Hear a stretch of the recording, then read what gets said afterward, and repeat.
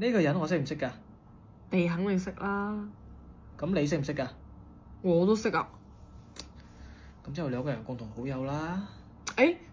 我冇咁犀利喎，我同佢唔算係朋友吧。你同佢關係點啊？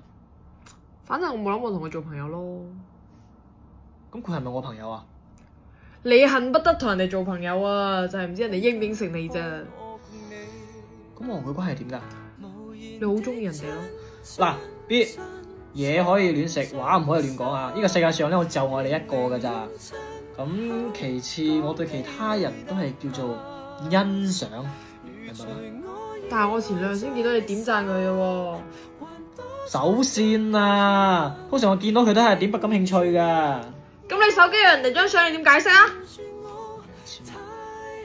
唉，算啦，你兜兜轉轉不過係想證明一件事，我忘記唔到婷婷啊嘛。Faker 啊？婷婷係邊個？